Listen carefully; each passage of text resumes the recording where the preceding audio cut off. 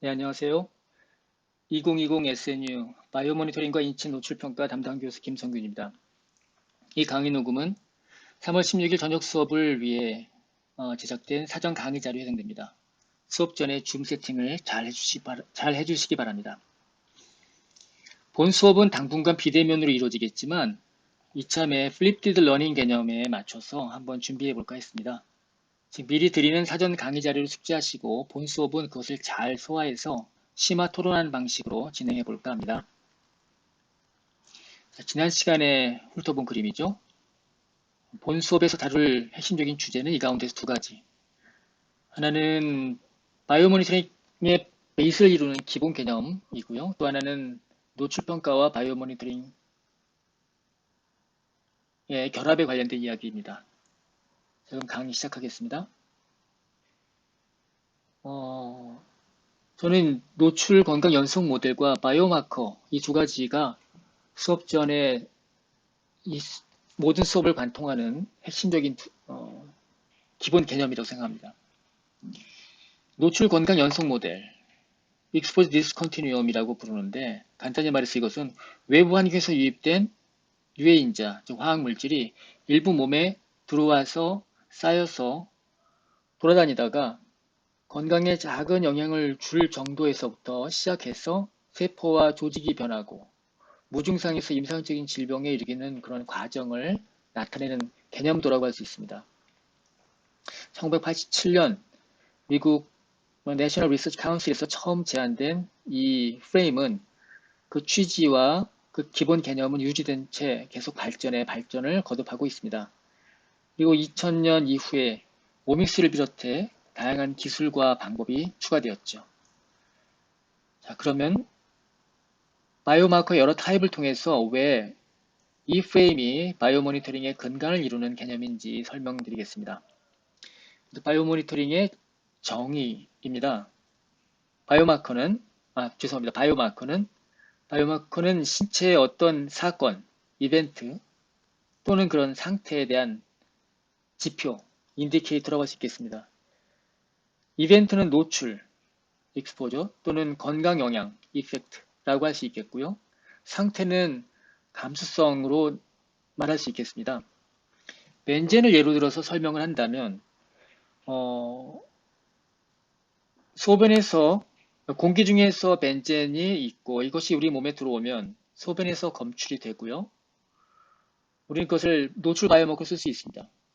벤젠은 우리 몸에서 만들어지는 물질이 아니기 때문에 벤젠 또는 그 대사체가 우리 몸에 검출되었다면 노출이 된 것이죠. 그리고 혈구세포가 저감되고 그래서 그로 인해서 빈혈이 나타나고 이러면 건강 영향이 발생한 것인데 이게 특정 유전자, 예를 들자면 뭐 NQ1 또는 토포 아이소머라즈 2 같은 그런 유전자가 어떠한 유전형을 갖느냐에 따라서 벤젠 노출로부터 질병에 이르는 그 진행 정도가 개인마다 다를 수가 있고 이러한 감수성의 차이를 우리가 지노타입을 보면 알 수가 있죠. 그래서 각각 노출 바이오마커, 노출 알려주는 그리고 이펙트 바이오마커, 건강 영향에 대한 정도를 알려주는 그리고 서세터빌리티 바이오마커라고 불리고 있습니다. 이 슬라이드는 바이오 모니터링은 병원에서 거의 영양 바이오마커로 많이 쓰이지만 환경 보건의 영역에서도 많이 쓰입니다. 이 슬라이드는 노출 바이오마커가 활용되는 위해성 평가와 위해 관리를 위한 4가지 분야를 정리한 것입니다. 우리 교재에 2가지가 있었죠. 하나는 디카프리오가 있었고 하나는 내셔널 아카데미 사이언스에서 나온 책자인데 그 3장 99페이지에 잘 설명이 되어 있으니까 숙지하시기 바랍니다. 여기서 간단하게 한번 짚어보겠는데요. 스코핑이라고 된 것은 탐색이라고 써놨는데 노출평가의 사업이나 어떤 탐색적인 연구 이런 부분에 해당되겠고요. 또 현황과 추이라고 써놓은 부분은 어떤 대규모 인구 집단에서 주기적으로 바이오 모니터링을 수행하면 현재 자료와 과거 자료를 얻을 수가 있습니다. 그런 부분을 통해서 우리가 할 수 있는 일들이 많이 있죠. 그리고 환경역학과 다양한 헬스 사이언스 또는 독성학적 연구 이런 분야에서도 바이오 모니터링은 활용됩니다. 제가 강의를 하면서 바이오 모니터링과 바이오마커를 이렇게 혼용해서 쓰고 있는데, 바이오마커는 아까 말씀드린 것처럼 인디케이터이고요. 어떤 지표. 바이오 모니터링은 그런 바이오마커를 활용해서 하는 일체의 어떤 연구 활동이든 사업 등을 말하는 것입니다. 그래서 제가 말을 할 때 자꾸 혼용해서 쓰더라도 이해해 주시기 바랍니다. 바이오마커를 써서 위해성 평가도 할 수가 있습니다. 전통적인 위해성 평가의 경우에는 노출 모델을 활용하고 익스포즈 모델이라고 하죠. 그 모델을 보완한 형식으로 바이오마커가 활용될 수가 있습니다. 여기에 있는 내용은 앞으로 과목 전체를 통해서 계속 다뤄질 것이기 때문에 잘 기억해 두시기 바랍니다. 여기 나타난 그림은 이 네 가지 분야가 어떠한 서로 영향을 받고 있는지 알려주는 것입니다. 위해성 평가 가장 중요하다고 하지만 이 감시에 관련된 부분들 그리고 현황과 추이에 대한 자료들 이런 부분에 대한 데이터가 없다면 위해성 평가를 제대로 할 수가 없겠죠.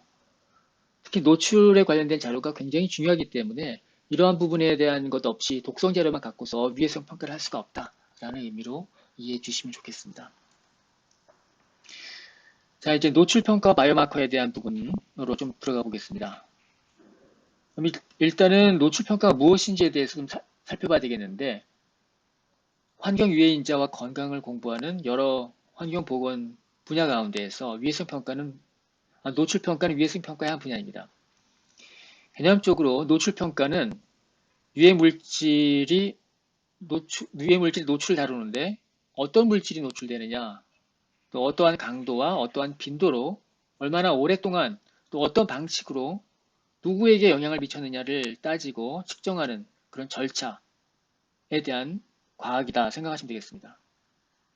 이 노출 평가를 수행하면서 핵심적인 정보가 두 가지 정도로 그룹핑할 수가 있겠는데, 그거는 하나는 오염도 자료이고요. 다른 하나는 사용도 자료 또는 노출 정도에 대한 자료라고 할 수 있겠습니다. 식품이라면 섭취량이 되게 될 것이고 제품이라면 사용도 정보가 되겠죠. 이 두 가지가 조금 다릅니다. 어떤 제품의 유해 물질에 대한 함량은 오염도가 되겠고요. 또는 식품에서의 유해 물질의 농도가 오염도가 되겠죠. 반면 어린이가 손을 얼마나 많이 빤다 또는 성인이 물을 하루에 얼마나 만큼 들이마신다 이런 정보는 이제 그런 어떤 노출 정도를 나타낼 수 있는 정보라고 할 수 있겠습니다. 이 두 가지가 적절히 조합되어야만 노출 모델을 잘 쓸 수가 있습니다.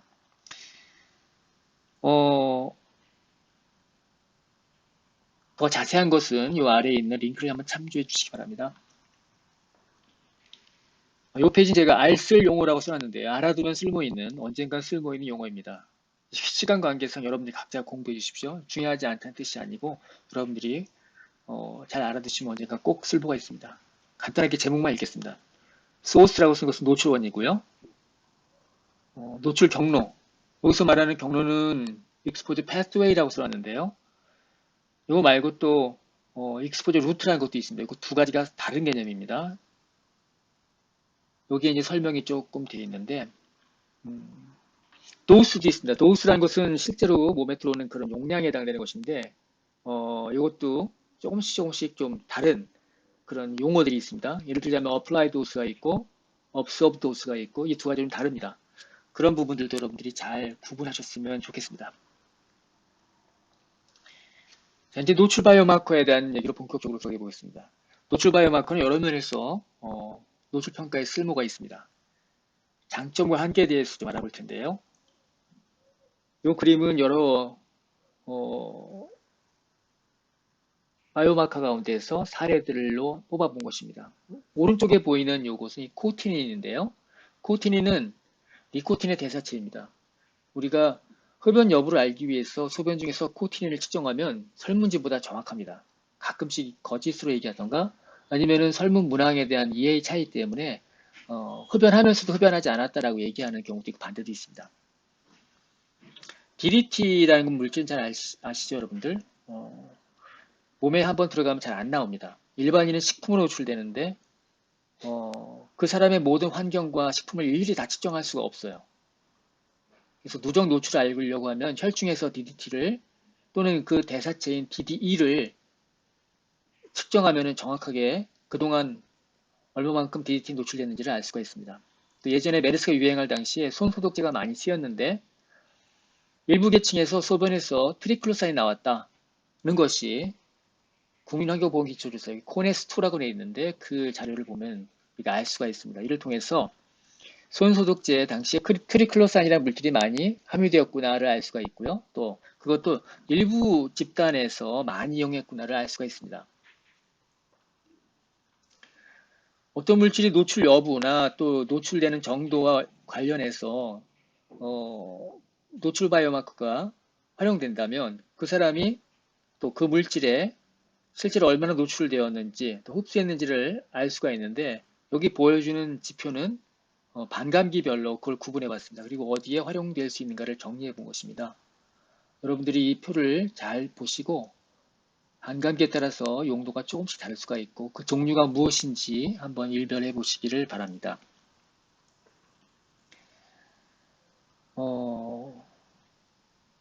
그 다음 페이지에 보이는 것은 노출 바이오마커 효용이라고 써놨는데요. 예, 이 슬라이드에서는 여기 나와 있는 내용은 우리 교재 디카프리오 제3장에 설명이 잘 되어 있습니다. 꼭 찾아서 한번 읽어보시고 또 이 디카프리오 책은 참고문헌이 굉장히 잘 되어 있는데 그것도 함께 살펴보시기 바랍니다. 이렇게 좋은 바이오마커도 한계가 있습니다. 미국과 우리나라의 혈중 수분에 관련된 통계량인데 그 나라에서의 상위 5% 수치와고 우리나라 사람에게서의 일반 인구 집단에서 상위 5%의 수치가 다릅니다. 즉 국가마다 다를 수 있고 또 지역마다 다를 수도 있고 성마다 다를 수가 있고 그래서 이 수치 하나만 갖고서 얘기하기가 어렵습니다. 또 바이오마커는 검출되었다 안 되었다만 갖고서 얘기할 수 있는 부분이 상당히 제한되어 있습니다. 왜냐하면 노출 시점을 우리가 정확하게 모르기 때문이고 또 노출의 히스토리도 알 수가 없고 이것이 어디로부터 노출되었는지 예를 들자면 식품에서 노출되었는지 또는 일반 환경에서 노출되었는지 제품에서 노출되었는지 그 생체 매체에서 그걸 측정한 그 자료만 갖고서는 우리가 알 수가 없습니다. 노출되는 정도도 가끔씩 노출된 것인지 알 수가 없죠. 그래서 노출된 물질이 나왔다고 해서 이 노출이 일상적으로 이루어진다라고 얘기하기도 어렵고 안 되었다고 해서 노출이 안 되었다고 말할 수도 없고 노출되는 것 자체가 또 어떤 치명적인 것으로 얘기하기도 어렵습니다. 그래서 바디버전을 측정하고자 하는 그러니까 몸에 얼마나 총량이 있느냐 이런 것들을 측정하고자 하는 시도로서 바이오마커를 우리가 활용하는 경우도 있는데 여기에 써 있는 질문처럼 바디버전을 측정할 수가 있느냐? 저는 그렇다라고 얘기하고 싶습니다. 하지만 정확하지 않을 수도 있다. 다른 부대 조건들이 정보들이 필요합니다. 여기 나와 있는 슬라이드를 보시면은 두 가지 서로 다른 타입의 물질들이 반감기가 다릅니다. 이것이 한 번 노출되었을 때 혈액이나 소변에서 어떻게 빠져나가고 있는지를 보여주는 이론적인 그런 그래프입니다. 우리가 일상생활 중에서는 노출 시점을 정확하게 모르기 때문에 바이오마커의 검출 여부 그리고 수치만으로는 실체를 정확하게 알기가 어렵죠. 나중에 한번 수업 시간에 좀 더 다뤄보도록 하겠습니다. 이상 수업 전 강의를 일단 정리하겠습니다. 녹음 강의의 후반부에서 토픽을 다루면서 상세한 설명을 많이 생략했는데 다 이유가 있습니다. 여러분들이 스스로 공부하면서 공부해야 되는 부분을 제가 말로 다 커버하지 않으려고 했기 때문입니다. 여러분들은 웹노트에 정리되어 있는 글, 논문 같은 것들을 잘 활용하시고 교재를 활용해서 수업 전에 토론 지점에 대한 부분들을 각자 준비를 부탁드리겠습니다. 잠시만요. 우리가 이제 본 수업에서는 저희가 주로 토론을 많이 할 건데요. 그 디스커션이 수업에 도움이 되려고 한다면 여러분들이 사전에 자료를 많이 조사하셔야 되고 교재에 해당되는 부분들을 잘 읽어오셔야 됩니다. 이 사전 강의 내용들도 전반적인 것들을 다 포괄하려고 하기보다는 여러분들이 이런 토론 본 수업에서 다룰 내용을 미리 공부한 데 있어서 길잡이 역할을 해주려고 만들었다라고 생각하시면 좋을 것 같아요.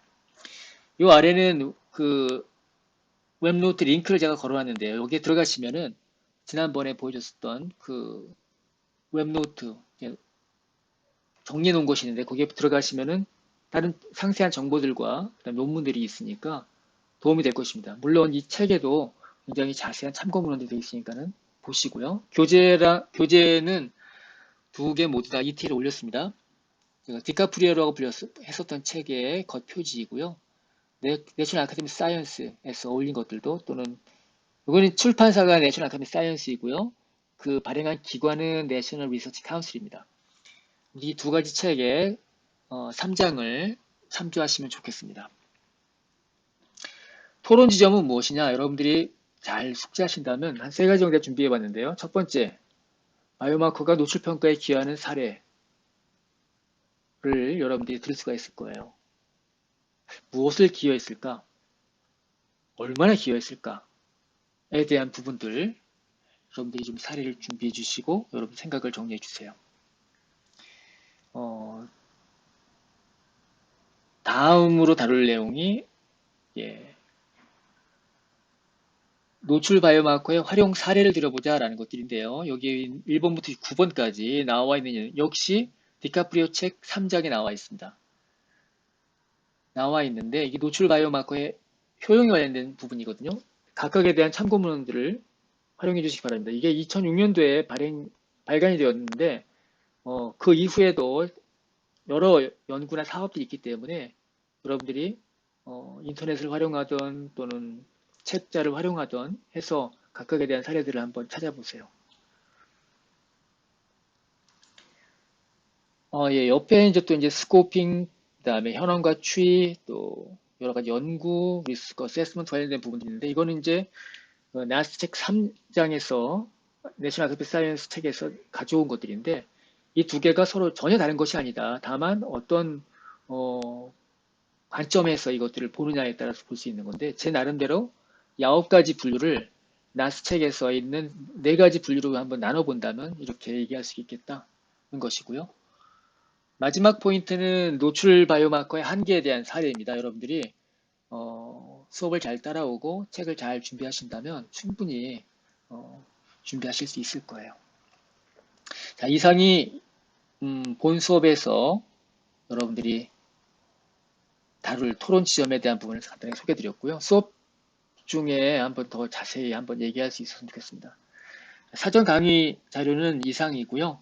월요일 저녁 때 만나 뵙도록 하겠습니다. 온라인에서. 감사합니다. 이상 마치겠습니다.